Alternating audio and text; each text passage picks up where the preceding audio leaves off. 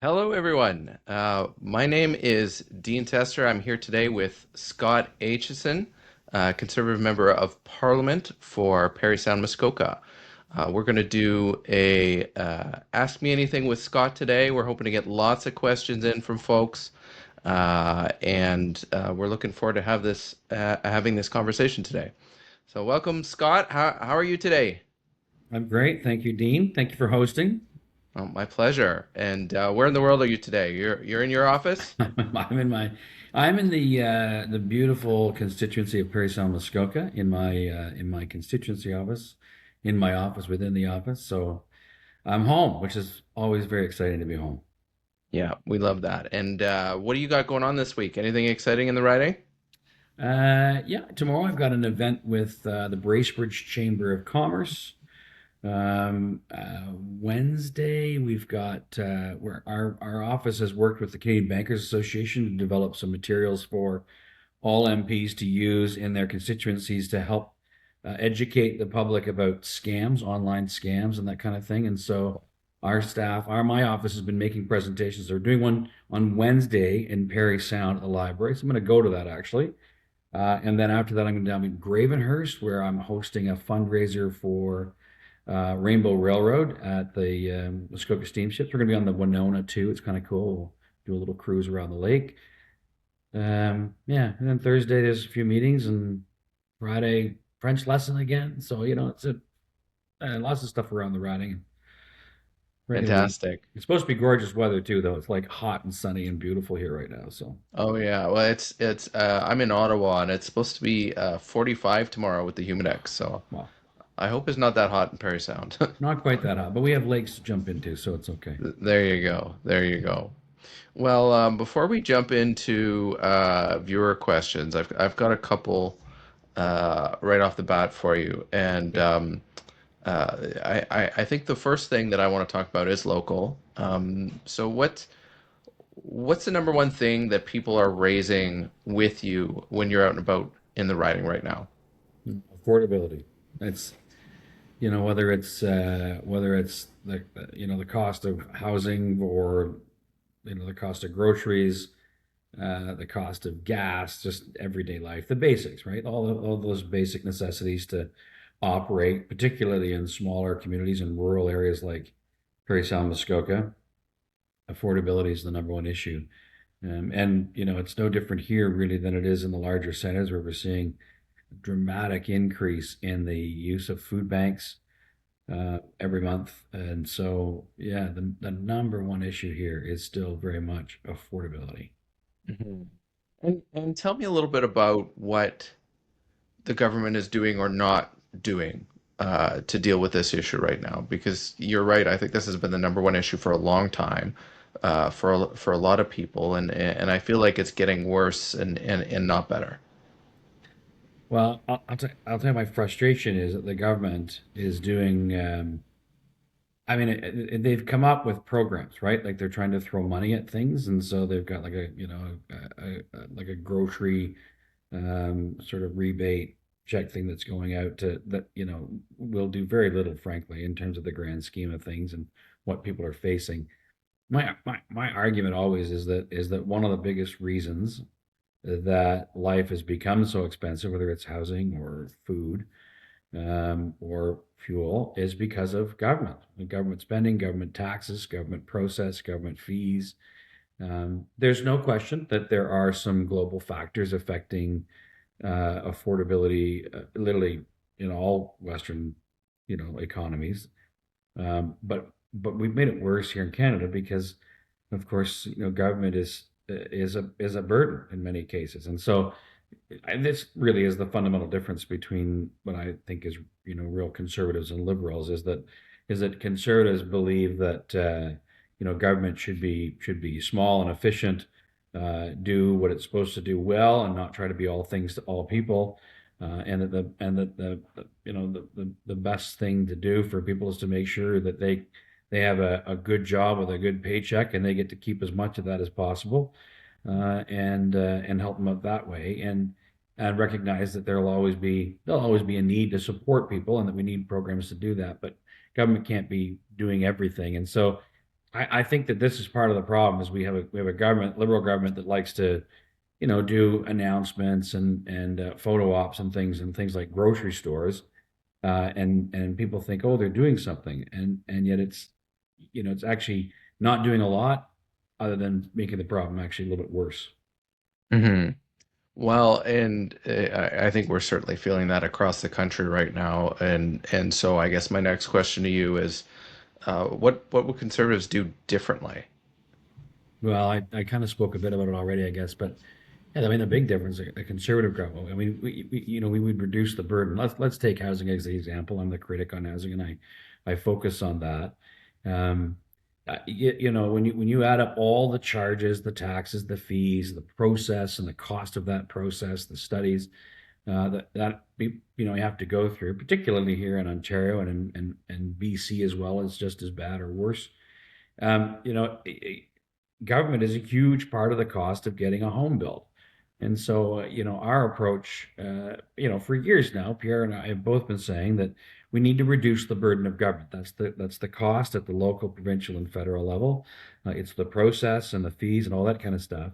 Um, if the average in Ontario, the price of an average home here, it works out to about 30% of that is government. And so, if we can reduce that, we make all homes more affordable and can get the market moving again. And it's no different on things like gasoline, for example. The federal government, a huge chunk of the price of gasoline at the pumps is government taxes and surcharges Hmm. and fees and things. And so the government's come out with a little announcement. They're gonna reduce one of their taxes on gas for a few months. But again, if our argument is that taxes are too high, they're too high, and we need to reduce that burden. So that that's really the focus that a conservative government would take would be to reduce the cost of government on these processes, and get the economy rolling again, and make sure that the people that build homes can be building homes, and that they are affordable for people to buy and rent again. All right, well, let's go to viewer questions. We've got a couple questions on housing right off the bat. Valerie wants to know about the link between immigration and the housing crisis. And she says mass immigration caused national housing crisis. Homelessness is still increasing. What have the Liberals done, and what needs to be done to fix the issues we've had with the immigration system, and fundamentally the massive imbalance between the number of people coming to our country and the number of homes getting built. Yeah, it's a great question, and it's absolutely part of what has caused, or I guess exacerbated, our housing situation in Canada. I'll start with this. I'm a big believer in immigration, and I think most Canadians are. Canada, for the longest time, had an immigration system that was literally the envy of the world. There were other countries that come and observe what we do and research it and to try to emulate what we did. The Justin Trudeau government just sort of ignored a decades old, really well run, a very effective policy, and kind of opened the doors to literally millions of people all at once, in a very short time period. And so the problem with that, of course, is that in a supply and demand economy like ours, you dramatically increase demand for housing while continuing to limit supply through overburdening with the process with taxes and fees and charges. And so, um, by doing what he did, uh, he actually helped exacerbate the problem and make housing worse. The crisis we're experiencing today actually did start back in the late '70s when his father was the prime minister, and he had some great ideas that didn't work out. And of course, we're still seeing the effects of those. Cancellation of things like the MERB program, which actually incentivized the private sector to build purpose-built rentals and that kind of thing. Um, you know, that's really the genesis of the current crisis, and it's taken decades to really manifest itself today. But supercharged immigration numbers has made it worse, not just housing, but everything. And frankly, it's not been a fair experience to many of the people who showed up here because this is not the country that they were promised. And so um, we need to get our system of immigration back into balance and make sure that we're operating it as it has done for decades. To make sure that we're attracting the skills and the talent and the people we need in this country, to make sure that we can fulfill all the jobs that are needed, for example, and make sure that we're you know prospering as a country for the people who are already here and the people who are coming too. Yeah, no, that's great, Scott. And I couldn't agree more. I mean, on one hand, you've got too many people coming in, quite frankly, and then on the other hand, you've got a housing system that's been crushed by bureaucracy and taxes and red tape, and it continues to be an issue. Even with some of the changes that have been made at the federal level, it's still quite a significant issue. And to that point, our next question is from Martina, who wants to know about the temporary foreign worker program and why are we not utilizing our local workforce in jobs like long-term care? Why do we have people coming in and filling these jobs from other countries and when we have such a high unemployment rate and especially a high youth unemployment rate right now? Yeah. Well, this is an interesting discussion as well, and it's there's no simple answer to it either because of course Canada is a country of many regions. It's a country of many different industries as well, and the needs of the various different regions in this country and the various different industries in this country, they tend to vary. So, one of this temporary foreign worker program, I think, really was a creation related to agricultural needs, and really truly short term needs for harvesting, produce and that kind of thing. And it's a system that worked really really well for a long long time, particularly in the agriculture sector, and I think it probably still does. But then it again, with you know, opening the doors and not managing the number of international students, for example, very well. These programs have expanded to include what we see, all across the country, and particularly in regions like where I live, where you have a lot of temporary foreign workers working in the resort industry, for example, in the jobs that are hard to fill with people locally, or you see in some of the fast food industry, that kind of thing. And so the problem we have now, of course, is that in regions like Parry Sound, Muskoka, youth unemployment is really high, and so the government has stepped in to start limiting these programs in areas where unemployment is high. But they really haven't moved fast enough to halt these programs that are basically supplanting local folks. And I guess the other point that I would make is that if employers are struggling to find employees to fill jobs, but there are people out there and the unemployment rolls are high, that tells me, generally speaking, that the wage that they're offering or the salary that they're offering isn't high enough. It's a competitive workforce, and so in a more balanced system, instead of bringing somebody in, you can pay a lot less. You should be paying somebody locally more. And so, this is one of the reasons why the Conservatives have called on ending the temporary foreign worker program. And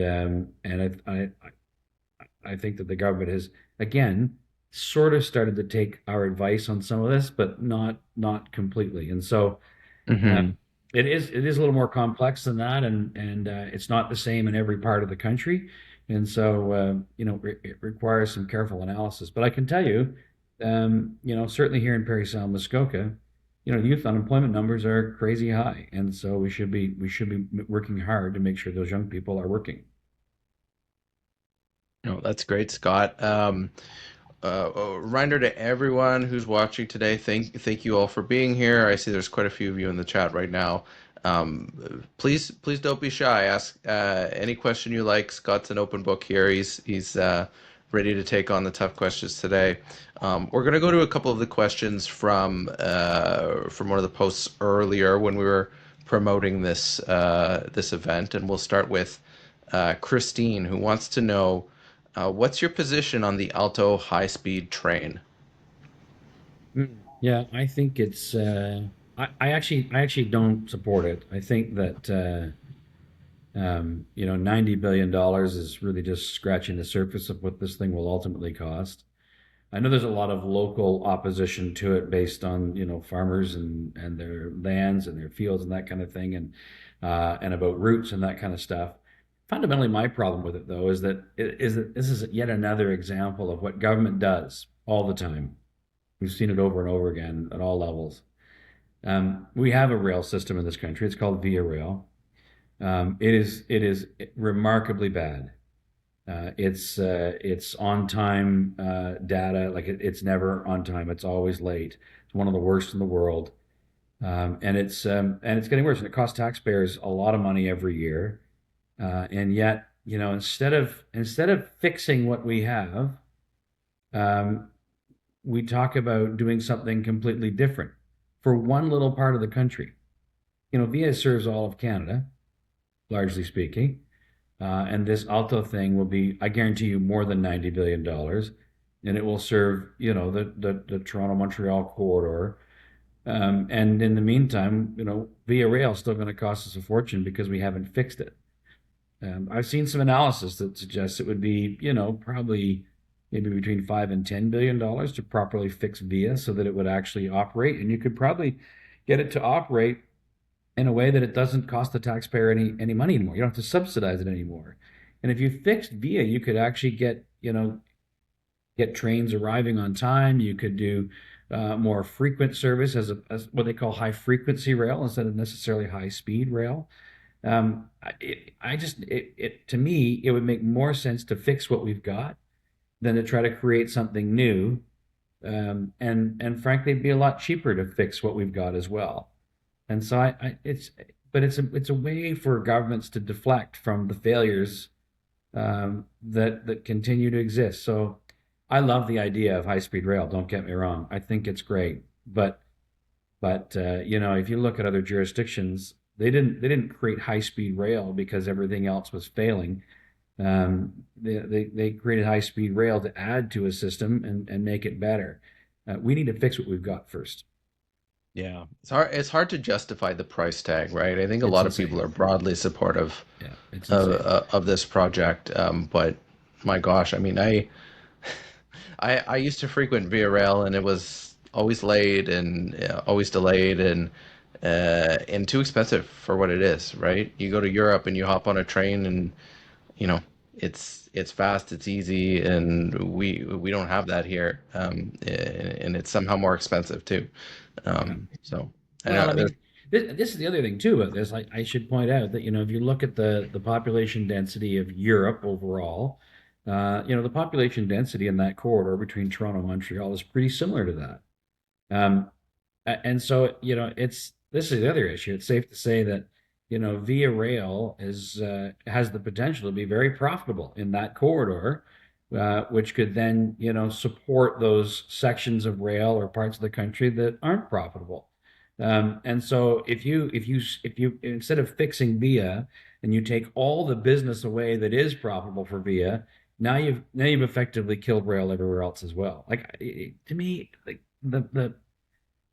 I think it's one of the dumbest things they've ever come up with, and I feel like it literally is just a way to deflect from their failures. I mean, and it's not just a liberal failure. I'm not going to say that V has been in decline for decades, and no one's really taken it seriously, and so this is the problem. Instead of fixing the problem, we're going to create a new thing. It's a colossal waste of taxpayers' dollars. um well I'm with you, Scott. I'm with you, and it looks like most people in the chat are as well. We're going to jump to another question. Sue wants to know why. I think she's probably talking about the provincial government, but why does the government continue to insist on privatized healthcare clinics? So maybe to you, what I would say is like, what's the role of the federal government in healthcare, and is there space for us to do things differently, or Yeah. I'm just thinking of, I know in Alberta and Saskatchewan we've got private MRIs and things like that. Like, is that the future for all of Canada? We be Yeah. experimenting more? How do we deal with the crisis that our healthcare system is in right now? Yeah, it's a great question, and it's largely provincial. That's true, but it is also federal. The federal government, through the Canada Health Act, contributes significant sums of money to each province every year towards their healthcare systems. This was part of an agreement made back in the 50s when we created the system that we have today, largely. And so that Canada Health Act requires, a certain, level of service, and also that there can't be, multiple payers in the system. That it's a single payer system, and it's a public system. And so, what I would say is that the Canada Health Act doesn't speak to, private delivery of services, but it speaks to, the public payment of those services. So yes, there's lots of private clinics popping up in Ontario. There's lots in Alberta, and it's growing really across the country, looking to find efficiencies that the private sector can deliver. And so I think it's people often think that if some kind of healthcare service is delivered from a private sector operator, that somehow it's more expensive than it is if the public sector does it, and that's not always true. And so, I think that one of the problems we have in this country is that we have this belief that we have, the best healthcare system in the world, um, and we don't. There are countless examples in other countries that have a public system, a fully public payer system, and it works better, and outcomes are better. I would say that Canada has an incredibly effective emergency care system. If you're in a bad way and you need fixed right away, then that system works pretty well. But it's the longer term stuff. It's the chronic issues that we're bad at, and outcomes are not great. And until we can have an adult conversation about how we solve those problems, we're not going to fix it. And frankly, governments of all stripes are employing the use of private services that are paid for in the public system, and getting better outcomes, and it's not costing the taxpayer more money. So I think that we need to be honest about this and have some more conversations about how we improve our system so that we get better outcomes for all Canadians. And just thinking that we have the best, and that it can only be delivered, by public entities, I think sets us up for failure. So the it's happening now, and it's actually improving things, and I think we need to be honest about that. Yeah, I mean, my take on this has always been change in healthcare is hard because people look at the States and say we don't want to be like that. But I think you're right. There's so many examples across the world of systems that are universal like ours, but that are delivering better care and getting better outcomes. And I think at the end of the day, that's what most people care about. I'm seeing comments right now. Rachel says, have not had a doctor for 6 years, paying out of pocket for a naturopath now. I mean, that's the reality for a lot of people. Is the care exists in principle, but when you want to access it, it's not always there right now. It's true. It's absolutely true. And so yeah, we absolutely need to have this conversation about how we're going to improve a system that needs improvement. Great. Well, uh, bouncing around here, Sean wants to know, why can't the federal government help drive down costs when it comes to youth sports? To youth sports. Yeah. I'm assuming that he's talking about like fees and cost of equipment and that kind of thing. Yeah, well, I think back to, when Harper was in government, we had the youth tax credit for arts and sports and things like that. And I think you talk to anybody whose kids are in hockey, for example, and you got to replace the equipment every other year or every year or even sooner, and the cost of ice time and things like that is through the roof. I mean, this is another cost of living issue, right? People want the best for their kids, but it's getting harder and harder to give it to them. Yeah, and I think, I mean, that tax credit program was a really good one. And I think it was, and again, it's a very conservative thing to do. It gives parents choice in how they deliver, these programs for their kids. And I think that's great. That said, I mean, back to my earlier point about, you're keeping less and less of your paycheck, which makes it harder and harder to put food on the table and put the kids in hockey, for example, right? And so, um, this is another example where we really do need to we need to we need to we need to dramatically reduce the cost of government, and we need to reduce the burden of government. The more government borrows, for example, it makes borrowing more expensive for everybody. And so, conservatively, we need to take the burden, that tax burden, reduce that on Canadians, so that they can keep more of their hard-earned money, and spend it as they see fit on their family, make their own choices. That's different conservatives will express that in terms of freedom. Freedom to make your own choices. Economic freedom is a powerful thing. Um, the sort of the business conservative will talk about it as more on the lines of government being small and efficient but effective, and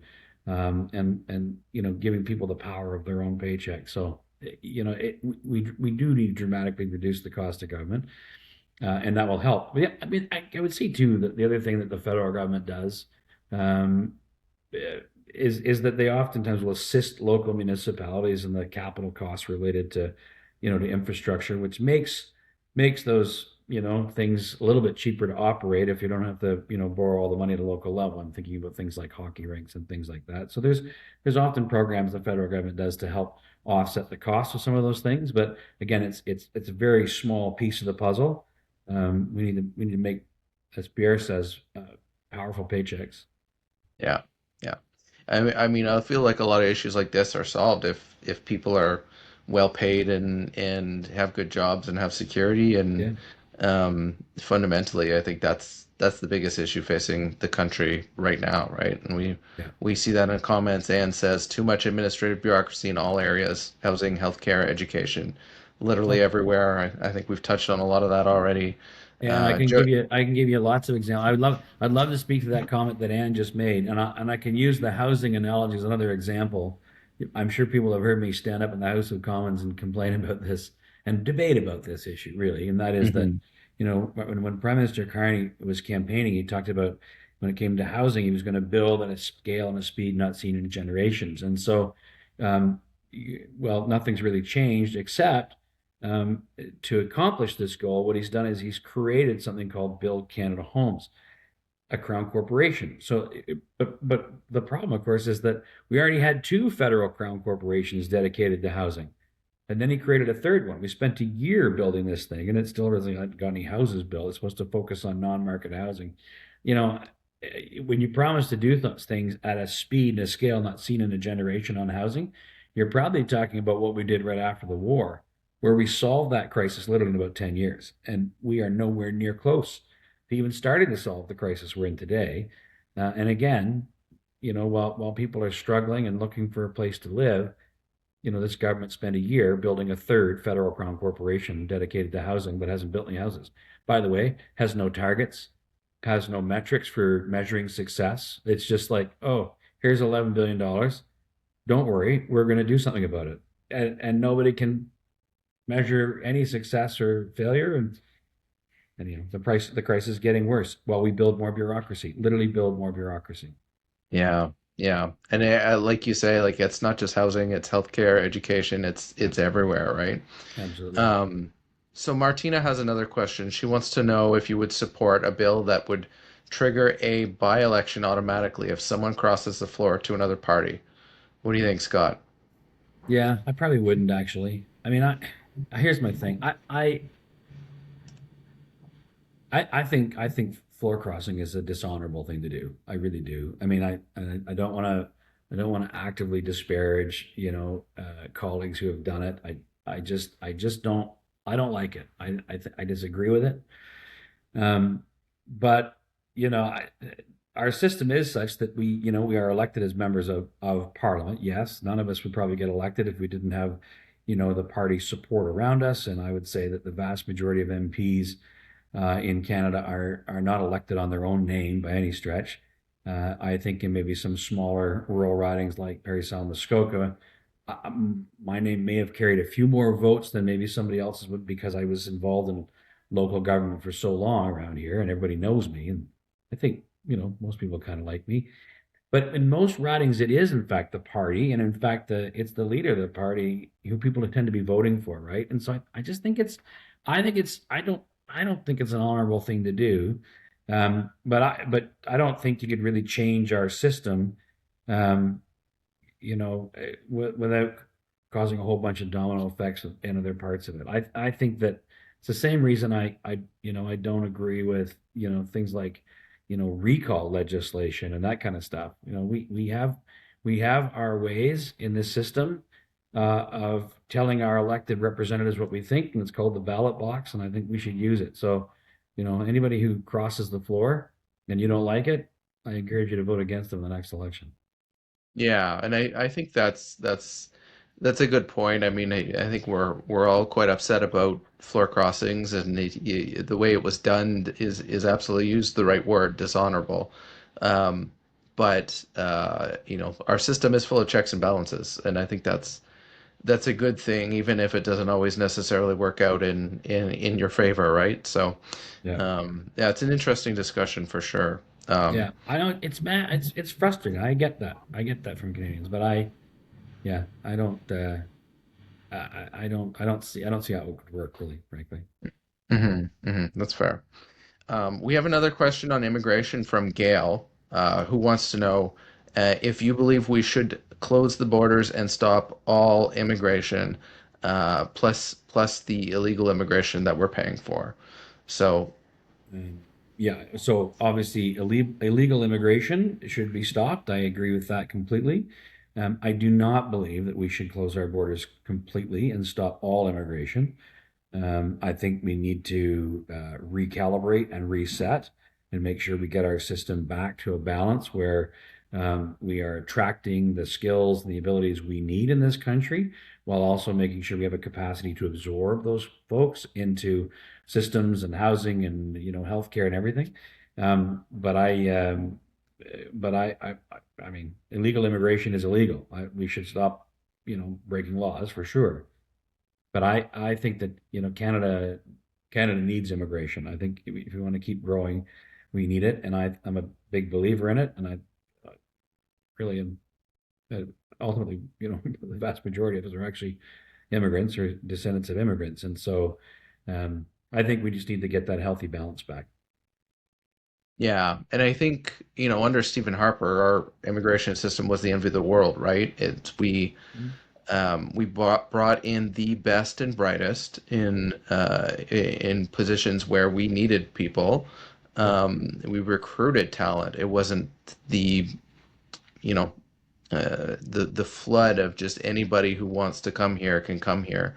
yeah, And in many cases, I think people skipping the queue and coming here illegally. It wasn't an issue 10 years ago, but it seems to be an issue that's really got people fired up now.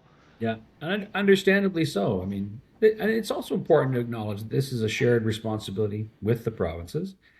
So the provinces, identify needs in sort of their workforce, and the federal government, is supposed to work collaboratively with the provinces. And so, again, like you say, no, I'm not kidding when I say this. It literally was the immigration system that was the best in the world. It was the envy of the world.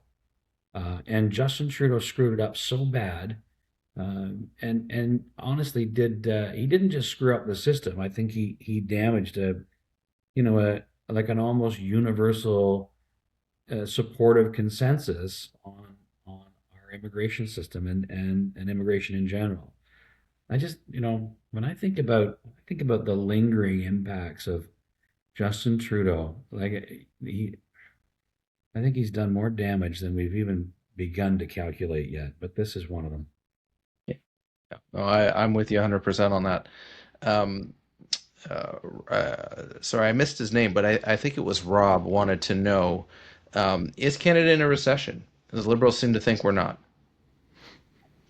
Well, so yeah, all this business, but a technical recession or a recession, and there is a technical definition for a recession, um, um, from what I understand is that we've had a couple of quarters of no growth effectively. I've heard a fairly balanced description of this situation is that um, well, it's not a full blown recession. Um, I think we can get caught up on the semantics and the language around what is or is not a recession.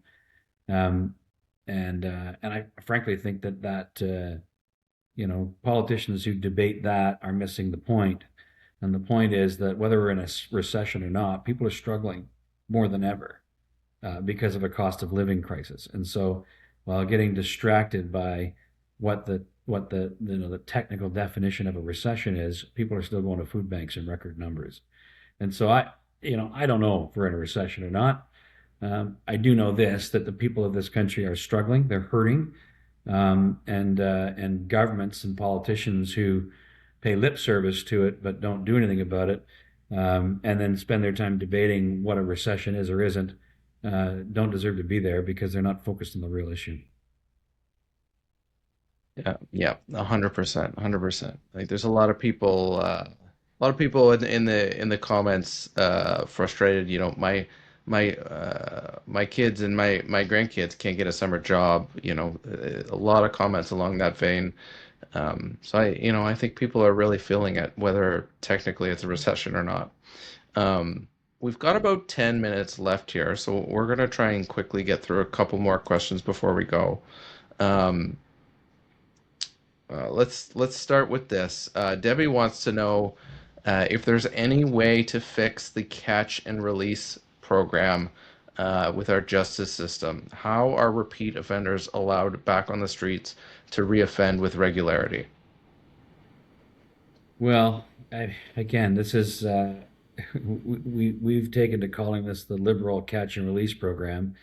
But fundamentally, there has to be consequences for crimes, and we have to make adjustments to our system to make sure that, particularly the repeat offenders, don't just keep getting back out and reoffending. And so, the Liberal government started to talk about making some changes, but of course, again, they're sort of tinkering around the edges. Meanwhile, the problem persists, and it's a lot worse in different parts of the country than it is in some. And so, um, yeah, honestly, this is just it's driven by an ideology, this liberal ideology that doesn't think that consequences are all that important. I guess I don't really understand how they've operated this way. But the effects of not punishing criminals is that the criminals keep repeating the offenses. And I can give you example. I can give you an example right here in Huntsville. I was chatting with an officer who was telling me the story of a well-known drug kingpin selling drugs to kids and everything, who was actually in the country illegally. They finally caught him, delivered him to border services, and the next day he was back in town selling drugs. And so the police, as you can imagine, are incredibly frustrated by this as well, because the law isn't even being enforced. So we need to get tough on this. Like I mean, it sounds stupid to even say we've got to get tough on crime. Like, think about that language for a second. Why have we not always been tough on crime? When you break the law, you should pay a consequence for that. Anyhow, we need to end this catch and release garbage and put criminals behind bars where they should be. Yeah. Yeah, 100%, 100%. Um, we've got about 5 minutes left. I'm going to take it a different direction. Just going back to some of the comments before the live started. Dell wanted to know about independent media being prevented from asking questions. This has happened for many years, whether it's the prime minister, the opposition leader. Yeah, what's your take on independent media and their role in the media, and should they be allowed to cover political events? Um, Well, yeah, I'll say first off that I think independent media is growing pretty dramatically actually, and it's an important element in our information ecosystem. I mean, there's a lot of changes happening, right, because of technology. I mean, honestly, what we're doing right now is a kind of a new thing, really, and it's a new way for politicians to communicate. Um, but the traditional media is changing so dramatically, right? We don't consume information the way we used to, and therefore, it's tougher to sell advertising on those traditional forums, and therefore they're struggling. And so I think it is important for independent media to engage, right? I mean, I hear people criticize independent media that there's some bad actors in that space, and it's all very, they're not independent and all that kind of stuff, or they're not unbiased. I mean, I think there's a lot of bias in all types of media, but you don't make things better by ignoring it. I think you got to engage with all forms of media. I believe that profoundly. Traditional media, independent media, I think they all have an important role to play, and I think it's important for politicians to engage. Yeah, I agree 100% with you, Scott. We've only got a couple minutes left here, Scott, so maybe I'll give you a chance to close. And while you're doing that, I'd love to get some feedback from the folks who are watching here today. If you enjoyed this, if you enjoyed participating, if you'd like to do it again with Scott, we'd love to hear that feedback from you in the chat. And thanks all for being here. And we'll turn it off over to Scott with some closing remarks. Thanks, Dean. And honestly, thanks to all the people that have watched. I don't know how many did, but there's a lot of great questions, and I think this is a great forum. I mean, for everyone out there, it's safe to say that Dean's been bugging me to do something along these lines for a while. He's finally said, "Okay, this is a good idea. Let's do this." And I've enjoyed this, and I think it's great. And I don't see why this shouldn't be a regular thing. Maybe we'll make a habit of it, and it can become a regular thing. And who knows, maybe it'll grow. So I've enjoyed this. We'll do more of it. And if you want to tune in again, we can ask some more questions and try to find you some answers. Hey, great, Scott. Well, thanks so much for being here. Thanks to everyone who showed up. There's a lot of questions that we didn't get to even.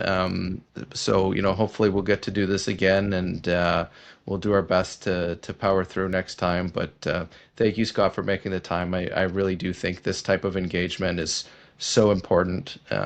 Being able to chat with your local community, being able to hear directly from the people you represent. I hope everyone starts doing things like this. I think it's really important. So thank you very Thanks, much, Dean. Scott, for Yeah. being here today.